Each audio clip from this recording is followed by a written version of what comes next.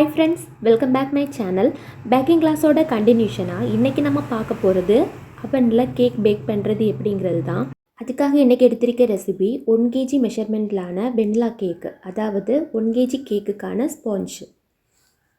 Previous கிளாஸில் 1/2 kgக்கான chocolate sponge வந்து பார்த்துருந்தோம். இன்றைக்கி நம்ம 1 kg மெஷர்மெண்ட்டில் தான் இந்த வெண்ணிலா கேக் வந்து செய்ய போகிறோம். இப்போ தான் நம்ம வீடியோஸ் வந்து புதுசாக பார்க்குறீங்க அப்படின்னா ஆல்ரெடி பேக்கிங் கிளாஸ் வீடியோஸ் வந்து அப்லோட் பண்ணியிருக்கு. அதோட லிங்க் எல்லாமே நான் டிஸ்கிரிப்ஷனில் தரேன். உங்களுக்கு தேவைப்பட்டுச்சுன்னா செக் பண்ணி பார்த்துக்கோங்க. பிகினர்ஸ்க்கு வந்து ரொம்ப யூஸ்ஃபுல்லாக இருக்கும். 1 kg கேக்குக்கு 8 இன்ச்லான டின் எடுத்துக்கோங்க. அதுலேயே ஆயில் க்ரீஸ் பண்ணி பட்டர் பேப்பர் போட்டு எடுத்துக்கலாம். 7 இன்ச்சில் கூட நம்ம செய்யலாம். அதோட அவுட்புட் எப்படி வரும் அப்படிங்கிறதையுமே இந்த வீடியோவில் பார்க்கலாம். வீடியோவை ஸ்கிப் பண்ணாமல் பாருங்கள். பேக்கிங் கிளாஸுங்கிறதுனால டீட்டெயிலாக இருக்கும். ஸோ அதான் வீடியோ கொஞ்சம் லாங்காகவும் இருக்கும். ஸோ ஸ்கிப் பண்ணாமல் ஃபுல்லாக பாருங்கள். நீங்கள் பிகினர்ஸாக இருந்தீங்கன்னா நம்பர் வைஸாக அரேஞ்சாக வீடியோஸாக பாருங்கள். அப்போ தான் உங்களுக்கு நல்லாவே புரியும்.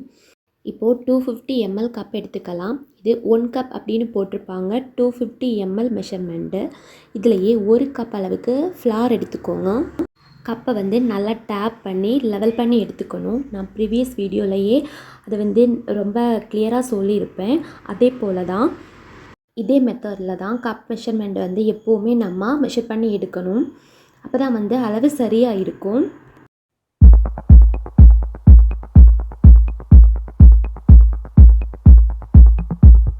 இப்போ ஒரு பவுலில் ஜல்லடை வச்சு அதுலேயே இந்த மாவை சேர்த்துடலாம். இது கூட 1/2 டீஸ்பூன் பேக்கிங் பவுடர் சேர்த்துக்கோங்க. அதையுமே நல்லா லெவல் பண்ணி தான் சேர்க்கணும். அடுத்ததாக 1/4 டீஸ்பூன் பேக்கிங் சோடா, இதை 3யுமே சேர்த்து நல்லா 3 தடவை ஜலிச்சு எடுத்துக்கணும்.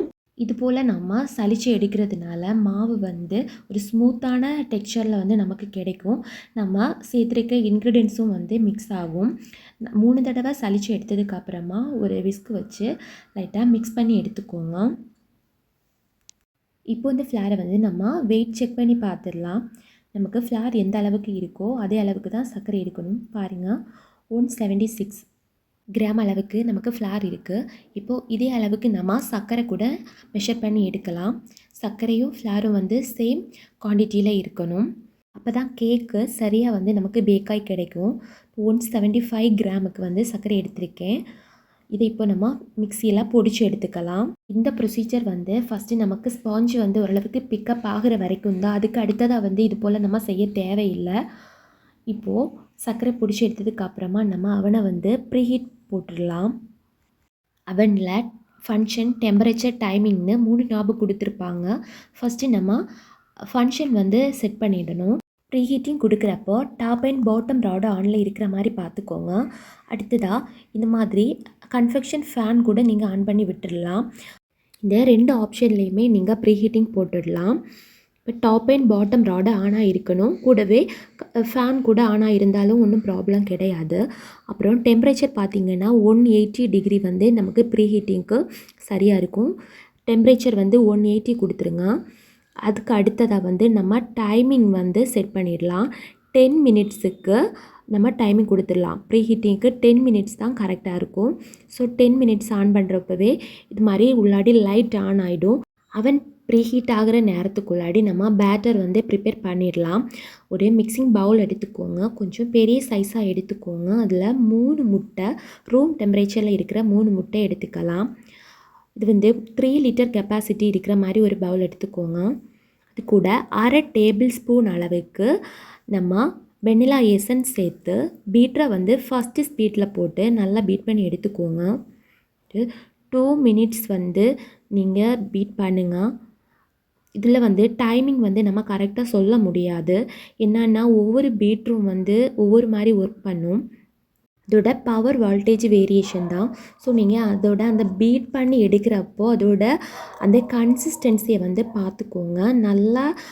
நல்லா ஃபோமியாக பொங்கி வரணும். நல்லா ப்யூர் ஒயிட்டாக வந்து நமக்கு அந்த எக்கு தெரியும். பீட்டரை வந்து ஃபஸ்ட்டு ஸ்பீடு போட்டு தான் பீட் பண்ணணும். 2லேருந்து 3 நிமிஷம் நீங்கள் பீட் பண்ணுற டைமில் இது போல் நல்லா ப்யூர் ஒயிட்டாக நல்லா ஃபோமியாக பொங்கி வரும். பாருங்கள், இது போல் இந்த அளவுக்கு பீட் ஆனதுக்கப்புறமா நம்ம பொடிச்சு வச்சுருக்க சர்க்கரையை வந்து 3 பேட்சஸாக சேர்த்து பீட் பண்ணி எடுக்கலாம். ஒவ்வொரு பேட்சஸும் சேர்த்துட்டு நம்ம பொடிச்சு சேர்த்தாலுமே சின்ன சின்ன அந்த கிறிஸ்பினஸ் இருக்கும். அது வந்து நல்லா டிசால்வ் ஆகணும். அது நமக்கு டிஃப்ரென்ஸ் தெரியும் பீட் பண்ணுறப்ப. அந்த பீட்டரோட விஸ்கில் அடிபட்டு சவுண்டு வரும். அது வந்து அந்த சவுண்டெல்லாம் போனதுக்கு அப்புறமா அடுத்த பேட்சஸ் சேர்க்கணும். இது போல் 3 பேட்சஸுமே நம்ம பேட்ச் வைஸாக தான் சேர்க்கணும், மொத்தமாக சேர்க்கக்கூடாது. அப்படி சேர்த்து பீட் பண்ணி எடுக்கணும். அது 3வது பேட்சஸ் நம்ம சேர்த்துட்டு நல்லா சர்க்கரையெல்லாம் கரைஞ்சி அந்த சவுண்டு மாறினதுக்கு அப்புறமா பீட்டரை வந்து ஸ்பீடை 1 or 2 வந்து இன்க்ரீஸ் பண்ணலாம். பண்ணிவிட்டு ஒரு 2 minutes வந்து நல்லா பீட் பண்ணி எடுத்துக்குவோங்க. அதுவுமே 2லேருந்து 3 நிமிஷம் வந்து நம்ம பீட் பண்ணலாம். ஃபஸ்ட்லேயே ஹை ஸ்பீட் போட்டு பீட் பண்ணக்கூடாது. ஃபஸ்ட்டு ஸ்பீடில் தான் பீட் பண்ணணும். அதுக்கு அடுத்ததாக தான் அந்த ஒவ்வொரு ஸ்டேஜ் தாண்டினதுக்கப்புறம் தான் நம்ம ஸ்பீடை வந்து இன்க்ரீஸ் பண்ணணும். ஸ்டார்டிங்லேயே நீங்கள் ஹை ஸ்பீட் போட்டிங்கன்னா நல்லா பீட் ஆகி வரும். ஆனால் அந்த எக் ஸ்மெல் வந்து தெரியும். இது போல் நம்ம ஸ்டெப்பாக பீட் பண்ணால் மட்டும்தான் எக் ஸ்மெல் வந்து நமக்கு கேக்கில் வராது. 3 நிமிஷம் வரைக்கும் பீட் பண்ணதுக்கப்புறமா இது போல் பவுலில் வந்து நல்லா பொங்கி வர மாதிரி நமக்கு ஃபீல் ஆகும். அந்த டைமில் வந்து நம்ம பீட்டரை வந்து ஆஃப் பண்ணிவிட்டு செக் பண்ணி பார்த்துடலாம். நம்ம தூக்கி பார்க்குறப்போ இது போல் ரிப்பன் மாதிரி மடிஞ்சு அது பேட்டர் வந்து விழுந்துருச்சுன்னா அது வந்து கரெக்டான கன்சிஸ்டன்சியில் ஆயிடுச்சுன்னு அர்த்தம். அந்த டைமில் வந்து நம்ம 30 ml ரீஃபைண்ட் ஆயில் வந்து சேர்த்துக்கணும். கரெக்டாக 30 ml மெஷர் பண்ணி சேர்த்துக்கோங்க. அது சேர்த்ததுக்கு அப்புறமா 30 செகண்ட் மட்டும் ஜஸ்ட்டு மிக்ஸ் ஆகிற மாதிரி மிக்ஸ் பண்ணி எடுத்தால் போதும். இதுக்கு அடுத்ததாக வந்து நம்ம பீட்ரு வந்து யூஸ் பண்ண தேவையில்லை. ஒரு ஸ்பேச்சுலா இல்லைன்னா ஒயர் விஸ்க் வச்சு நம்ம இந்த பேட்டரில் வந்து ஃப்ளார் சேர்த்து மிக்ஸ் பண்ணி எடுக்கலாம். நான் ப்ரீவியஸ் வீடியோவில் ஸ்பேச்சுலா வச்சு எந்த மாதிரி மிக்ஸ் பண்ணணும் அப்படிங்கிறத சொல்லியிருப்பேன். இதில் வந்து ஒயர் விஸ்க் யூஸ் பண்ணி மிக்ஸ் பண்ணி காண்பிக்கிறேன். இது போல் நம்ம எதை வச்சு யூஸ் பண்ணாலுமே நல்லா ஜென்டலாக ரொம்ப ஸ்லோவாக தான் மிக்ஸ் பண்ணி எடுக்கணும். நீங்கள் வீடியோவில் பார்க்குறப்போ கொஞ்சம் ஃபாஸ்ட்டாக தான் தெரியும், அது வந்து ஸ்பீடு போட்டிருக்கிறதுனால. ஆனால் ரொம்ப ஸ்லோவாக தான் நம்ம மிக்ஸ் பண்ணி எடுக்கணும். அப்போ தான் ஓவர் மிக்ஸ் ஆகாமல் இருக்கும். ஓவர் மிக்ஸ் ஆகிடுச்சு அப்படின்னா நமக்கு வந்து பேட்ரு வந்து ஹார்ட் ஆகிடும், கேக்குமே ஹார்டாக தான் வரும். இது போல் நமக்கு ஓரளவுக்கு மிக்ஸ் பண்ணுறதுக்கு கஷ்டமாக இருக்கும் திக்காக. அந்த டைமில் வந்து மில்க்கு சேர்த்துக்கலாம். காய்ச்சி ஆற வச்ச மில்க்கு நம்ம ஒரு 50 ml வரை சேர்த்துக்கலாம். உங்களுக்கு தேவையான அளவுக்கு மட்டும் பார்த்து சேர்த்துக்கோங்க. டோட்டலாக சேர்க்கக்கூடாது, கொஞ்சம் கொஞ்சமாக சேர்த்துக்கலாம். பால் வந்து ரொம்ப சூடாகவும் இருக்கக்கூடாது, ஒரு வெதுவெதுப்பான சூடு இருக்கலாம். பால் இல்லை அப்படின்னா நீங்கள் அதே போல் தண்ணி கூட சேர்த்துக்கலாம். அதுவுமே லைட்டாக வெதுவெதுப்பான ஒரு சூடில் வந்து சேர்த்துக்கலாம். இது போல் இந்த பேட்டரோட கன்சிஸ்டன்சியும் பாருங்கள். இந்த மாதிரி ஒரு ரிப்பன் கன்சிஸ்டன்சியில் நமக்கு கிடைக்கணும். இந்த டைமில் வந்து நம்ம இதை க்ரீஸ் பண்ணி வச்சுருக்க டின்னில் சேர்த்துடலாம். நம்ம விஸ்கி யூஸ் பண்ணாலுமே ஸ்பேச்சுலா யூஸ் பண்ணால் மட்டும்தான் அந்த பேட்டரை வந்து கிளியராக நம்ம டின்னில் வந்து ட்ரான்ஸ்ஃபர் பண்ணுறதுக்கு ஈஸியாக இருக்கும். ஸோ கண்டிப்பாக ஒரு ஸ்பேச்சுலா நீங்கள் விஸ்கி யூஸ் பண்ணாலுமே அதை வச்சு தான் நீங்கள் எடுத்து விடணும். அப்போ தான் சரியாக வரும். இப்போது ஒரு டூத்பிக் வச்சு இந்த பேட்டரை லெவல் பண்ணி விட்டுட்டு 2-3 தடவை இது போல் டேப் பண்ணிவிட்டு நம்ம அவனில் வைக்கலாம். அவனில் வச்சதுக்கு அப்புறமா நீங்கள் அந்த டெம்பரேச்சரை வந்து சேஞ்ச் பண்ணிக்கோங்க. நம்ம 180ல் ப்ரீஹீட் பண்ண வச்சுருப்போம். 160 to 170 அந்த மாதிரி டெம்பரேச்சரை வந்து சேஞ்ச் பண்ணிவிட்டு ஃபங்க்ஷன் வந்து டாப் அண்ட் பாட்டம் வித் கன்ஃபெக்ஷனில் இருக்குது. இதே ஃபங்க்ஷன்லேயுமே வந்து நம்ம கேக் பேக் பண்ணலாம். ஆனால் பிகினர்ஸ் வந்து அப்படி வச்சுக்க தேவையில்லை, பாட்டம் மட்டும் இருக்கிற மாதிரி பார்த்துக்கோங்க. அதான் வந்து உங்களுக்கு வந்து சரியாக பேக்காகி கிடைக்கும். இதுவுமே உங்களுக்கு கொஞ்சம் எக்ஸ்பீரியன்ஸ் ஆகிடுச்சின்னா கொஞ்சம் சீக்கிரம் வேக வைக்கிறது மாதிரி நம்ம டாப் அண்ட் பாட்டம் ரெண்டுமே வச்சு டைமிங் கம்மியாக வச்சு கூட பேக் பண்ணலாம். பிகினர்ஸ் அப்படின்னா நீங்கள் பாட்டம் ராடு மட்டும் இருக்கிற மாதிரி பார்த்துக்கோங்க. அடுத்ததாக ஒரு சில ஒட்டிச்சியில் வந்து நம்ம ஃபங்க்ஷன் வந்து மாற்ற முடியாது, பேக் மோடு அப்படிங்கிற மாதிரி இருக்கும். அப்படி இருக்குது அப்படின்னா நீங்கள் வேறு எதுவுமே சேஞ்ச் பண்ண தேவையில்லை, பேக் மோட்லேயே வச்சுக்கலாம். அப்புறம் டைமிங் வந்து இதுக்கு 40 minutes வந்து நம்ம கொடுக்கலாம். இப்போ நான் சொன்ன இந்த மெத்தடுக்கு வந்து 40 minutes கொடுக்கலாம். கொடுத்துட்டு ஒரு 30 to 35 minutesல ஒரு தடவை செக் பண்ணி பார்த்துக்கணும். அப்போது பேக் ஆகிடுச்சா இல்லையா அப்படிங்கிற மாதிரி செக் பண்ணி பார்க்கணும். பேக் ஆகிடுச்சின்னா அப்படியே எடுக்கலாம். பேக் ஆகலை அப்படின்னா அந்த 40 minutes வரைக்கும் நம்ம வச்சு எடுக்கலாம். டெம்பரேச்சர் பவர் வந்து ஒவ்வொரு ஓடிஜிக்கும் வேரியேஷன் இருக்கும். ஸோ அந்தந்த ஓடிஜியோட டெம்பரேச்சருக்கு ஏற்ப பேக்கிங் டைமும் வந்து வேரியேஷன் வரும். இப்போ நான் சொல்கிற இதே டைம் வந்து நீங்கள் யூஸ் பண்ணுற அந்த ஓடிஜிக்குமே சரியாக இருக்குமானா இல்லை. ஒரு தடவை செக் பண்ணி பார்த்துட்டு எந்த டைமிங்கில் உங்களுக்கு ரெடியாக இருக்கோ அடுத்தடுத்து அந்த டைமுக்கு ஏற்ற மாதிரி நீங்கள் சூஸ் பண்ணிக்கலாம். இப்போ கேக் ரெடி ஆகிடுச்சு அப்படின்னா நம்ம எடுத்து அதை கூலாக விட்டுடலாம். இதே போல் ஓப்பனாகவே கூலாக விட்டுடலாம். நம்ம ஸ்டவ்வில் பேக் பண்ணுறதுக்கும் ஓடிஜியில் பேக் பண்ணுறதுக்கும் உள்ள டிஃப்ரென்ஸ் இது போல் பாட்டம் வந்து நமக்கு ஓடிஜியில் ப்ரௌனாக கிடைக்கும். இதுவே நம்ம ஸ்டவ்வில் பண்ணுறோம் அப்படின்னா இது போல் கிடைக்காது, நல்லா ஒயிட்டாக தான் கிடைக்கும். ஒரு 15 மினிட்ஸ் வரைக்கும் நம்ம வெளியே இது போல் வச்சுட்டு அதுக்கு அடுத்ததாக வந்து இதை டிமோல்ட் பண்ணிடலாம். இது போல் ஒரு நைஃப் வச்சு அந்த ஓரங்களையெல்லாம் எடுத்து விட்டுட்டு ஒரு பிளேட்டில் கவுத்தி எடுத்துக்கிட்டால் போதும். நமக்கு வந்து கேக் வந்து சூப்பராக கிடச்சிரும். இது நம்ம ஓடிஜியில் பேக் பண்ணுறப்போ இது போல் டாப்பு பாட்டம் சைடு எல்லாமே கொஞ்சம் கலர் சேஞ்சாக தான் கிடைக்கும். இதை இப்படியே கூட வந்து நம்ம ஐசிங் பண்ணலாம். ஆனால் அதை எல்லாமே ரிமூவ் பண்ணிவிட்டு ஐசிங் பண்ணோம் அப்படின்னா ஐசிங்கும் நமக்கு பெட்டராக இருக்கும். அந்த கேக்கோட டேஸ்ட் வைஸ் எல்லாமே நல்லா வரும். ஸோ இது வந்து நல்லா இதுக்கு அடுத்து வந்து நல்லா கூல் ஆகணும். ஆனதுக்கு அப்புறமா இது போல் செரேட்டட் நைஃப் வச்சு நம்ம இந்த சைடை எல்லாம் அப்படியே எடுத்து விடலாம். எடுத்து விட்டோன்னா அது நல்லா அழகாகவே இலகி வந்துடும், கஷ்டமாலாம் இருக்காது. இது வந்து ஸ்டார்டிங்கில் செய்கிறப்போ கொஞ்சம் கஷ்டமாக இருக்கலாம். பட் ஸ்டார்டிங்கில் இது போல் நீங்கள் ட்ரை பண்ணிங்க அப்படின்னா அந்த ஸ்பாஞ்ச் வந்து பெட்டராக வந்து நமக்கு கிடைக்கும். அந்த கலர் சேஞ்சாக இருக்கிற அந்த ஸ்பேஸ் வந்து கொஞ்சம் டேஸ்ட்டும் டிஃப்ரெண்ட்டாக இருக்கும். இதையெல்லாம் நம்ம ரிமூவ் பண்ணி எடுத்தோம் அப்படின்னா எக் ஸ்மெல் எல்லாம் சுத்தமாக வந்து இருக்காது. இது பாருங்கள், இவ்வளோ கூலானதுக்கு அப்புறம் கூட அது வந்து ஸ்டிக்கி எல்லாம் வரல. அதோட டாப்பு கொஞ்ச நேரம் நார்மலாக வந்து நம்ம வெளியே ஆற விட்டாலே அது டாப் வந்து கொஞ்சம் ஸ்டிக்கி ஆகிற மாதிரி இருக்கும். பட் நம்ம மெஷர்மெண்ட் எல்லாம் கரெக்டாக இது போல் பண்ணோம் அப்படின்னா நமக்கு கரெக்டாக கிடைக்கும். இப்போ பாருங்கள், எல்லாமே கலர் சேஞ்சான ஸ்பேஸ் எல்லாமே நம்ம எடுத்துகிட்டு பார்க்குறப்போ பெர்ஃபெக்டான ஒரு ஸ்பாஞ்சாக வந்து நமக்கு கிடைக்கும். ஆனால் இந்த கலர் சேஞ்சான பிளேஸ் வந்து நம்ம எடுக்கிறதுக்கு கஷ்டமாலாம் இருக்காது. அது கரெக்டாக வந்து அந்த ஸ்பேஸ் வந்து கரெக்டாக இலகி வந்துடும். ஸோ அது ஒரு தடவை ட்ரை பண்ணி பார்த்தீங்கன்னா உங்களுக்கு புரியும். இதெல்லாம் பண்ணுறதுக்கு கொஞ்சம் ப்ரொசீஜராக இருக்கே அப்படின்னு நீங்கள் நினைக்க தேவையில்லை. அது கரெக்டாகவே வந்துடும் நல்லா கூலானதுக்கு அப்புறமா. இதே கலர் சேஞ்சாக இருக்கிற அந்த சர்ஃபேஸ் வந்து நம்ம பிஸ்கட் வந்து நமத்து போனால் எப்படி இருக்கும் அதே மாதிரி தான் ரொம்ப சாஃப்டாக இருக்கும் கூலானதுக்கு அப்புறமா. ரொம்ப ஹார்டாக இருக்குது அப்படின்னா நீங்கள் ஆயிலை வந்து கொஞ்சம் அதிகமாக க்ரீஸ் பண்ணுறீங்கன்னு அர்த்தம். ஆயிலை வந்து கம்மியாக க்ரீஸ் பண்ணுங்கள். இப்போ இதை வெயிட் செக் பண்ணி பார்த்துடலாம். கலர் சேஞ்சான பிளேஸ் எல்லாமே கட் பண்ணி எடுத்ததுக்கப்புறமா 400 இந்த மாதிரி தான் இருக்குது.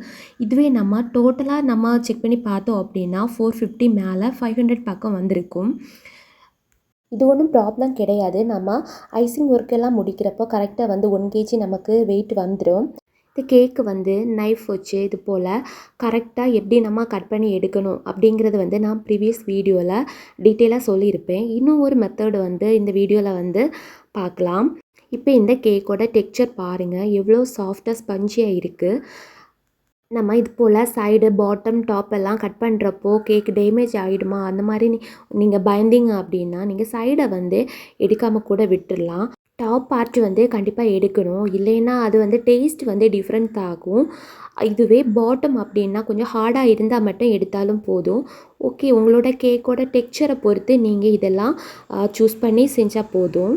ஓடிஜியில் பேக் பண்ணுறப்போ கேக் வந்து கருகி போயிடுது அப்படிங்கிற ப்ராப்ளம் வந்து நிறைய பேருக்கு இருக்குது. இது வந்து ஒருத்தங்க ஒரு ரெசிபி சொல்கிறாங்க அப்படின்னா அவங்க ஓடிஜிக்கு தகுந்த மாதிரி அவங்க சொல்லுவாங்க.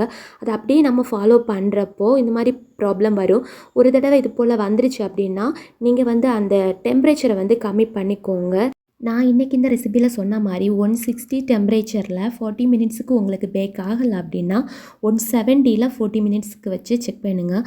இது போல் ஒவ்வொரு ஸ்டெப்பாக நம்ம செக் பண்ணி பார்க்குறப்போ 1-2 தடவை மிஸ்டேக் ஆனாலும் அடுத்ததை வந்து சரியாக வந்துடும். இந்த கேக் 7 இன்ச் டின்னில் பேக் பண்ணுறது 8 இன்ச்சில் பண்ணுறதுல இருந்து இது வந்து நமக்கு கொஞ்சம் கூட ஹைட் வரும். இப்போ இந்த கேக்கை வந்து நான் 3ஆக டிவைட் பண்ணி மெஷர் பண்ணியிருக்கேன். இதை வந்து நம்ம இது போல் இந்த நைஃப் வச்சு நான் ஃபஸ்ட்டு ப்ரீவியஸ் வீடியோவில் சொன்னது போல் தான் அந்த சைடை எல்லாமே லைட்டாக கட் பண்ணி விட்டுக்கோங்க. அது வந்து நைஃப் வச்சு கட் பண்ணுறதுக்கான டிப்பாக சொல்லியிருப்பேன். இப்போ இது இன்னொரு மெத்தடில் நம்ம கட் பண்ண போகிறோம். இப்போ இந்த பார்டரை மட்டும் லைட்டாக கட் பண்ணி விட்டுட்டு நம்ம வீட்டில் ட்ரெஸ் எல்லாம் தைக்கிறதுக்காக நூல் வச்சுருப்போம் இல்லை, இது மாதிரி நூலை வந்து ஒரு 4 மடிப்பாக போட்டு கொஞ்சம் நல்லா நீளமாக எடுத்துக்கோங்க. எடுத்துட்டு பேக் சைட்லேருந்து இது போல் நம்ம கட் பண்ண இடத்துல அதை இன்சர்ட் பண்ணணும். நம்ம கட் பண்ணி வச்சுருக்க அதே பிளேஸ்லையே இன்சர்ட் பண்ணி அதை அப்படியே ஃப்ரெண்டு வர அப்படியே இழுத்து கொண்டு வரணும். கரெக்டாக நம்ம கட் பண்ணி வச்சுருக்க இடத்துல மட்டும்தான் அந்த நூலோட சென்டர் போர்ஷனை தான் நம்ம உள்ளாடி கொடுத்து 2 பக்கமுமே பேலன்ஸ் வந்து 2 பக்கமும் இருக்கணும். இதை இப்படியே கட் பண்ணுறதுக்குள்ளாடி ஒரு கால் வந்து அந்த ரெக்கார்ட் ஆஃப் ஆகிடுச்சு. நான் செகண்ட் லேயர் கட் பண்ணுறப்போ அதை வந்து காண்பிச்சு தரேன். இது போல் நம்ம 2வது தடவையும் அந்த எந்த இடத்துல நமக்கு லேயர்ஸ் வந்து வேணுமோ அதை கரெக்டாக பார்டரை கட் பண்ணி எடுத்துக்கோங்க. எடுத்துகிட்டு நான் ஃபஸ்ட்டு சொன்ன மாதிரி தான் பேக்லேருந்து அப்படியே நம்ம கட் பண்ணி எடுத்துருக்க அந்த பிளேஸ் வரைக்கும் 2 பக்கமாக அந்த நூலை வந்து ஃப்ரண்ட் வரைக்கும் கொண்டு வரணும். கொண்டு வந்துட்டு அதை ஆப்போசிட் சைடாக அந்த நூலை வந்து நம்ம திருப்பி விட்டுறணும். லெஃப்ட்டில் வர்றது ரைட்லையும், ரைட்டில் வர்றது லெஃப்ட்லேயுமா அப்படியே 2 பக்கமாக நம்ம அப்படியே இழுத்து விட்டோம் அப்படின்னா, கையால் இழுத்து விட்டால் மட்டும் போதும். இழுத்து விட்டோம் அப்படின்னா நமக்கு அந்த லேயர் வந்து அப்படியே ஈஸியாக கிடச்சிரும். இப்போ நைஃப் வச்சு கட் பண்ணுறதுக்கு கஷ்டமாக இருக்குது, லேயர் வந்து கரெக்டாக வரல அப்படின்னு நினச்சிங்கன்னா இது போல் 1-2 தடவை நீங்கள் வேணும்னா ட்ரை பண்ணி பார்க்கலாம். நமக்கு லேயர்ஸ் வந்து கரெக்டாக வரும். நூல் வந்து அங்கே இங்கே நகராமல் கரெக்டாக இழுத்து எடுத்தோன்னா தான் அதுவுமே பெர்ஃபெக்டாக வரும். பாருங்கள், இதில் இது போல் க்ரம்ஸ் எல்லாம் நமக்கு கொஞ்சம் எக்ஸ்ட்ராவாக வரும். நைஃப் வச்சு கட் பண்ணோன்னா இது மாதிரி எல்லாம் வராது. நூல் வச்சு கட் பண்ணுறப்போ கொஞ்சம் க்ரம்ஸ் வரும். ஆனால் பெர்ஃபெக்டான லேயர்ஸ் வந்து நமக்கு கிடைக்கும். இந்த டிப்பு உங்களுக்கு பிடிச்சிருந்தா இதை கூட நீங்கள் ஃபாலோ பண்ணிக்கலாம். இந்த வீடியோ உங்களுக்கு பிடிச்சிருந்தா லைக் பண்ணுங்கள். டவுட்ஸ் இருந்தால் கமெண்ட்டில் கேளுங்க. பேக்கிங் கிளாஸோட நெக்ஸ்ட் கிளாஸில் பெர்ஃபெக்டான க்ரீம் எப்படி பீட் பண்ணுறதுன்னு பார்க்கலாம். தேங்க்யூ.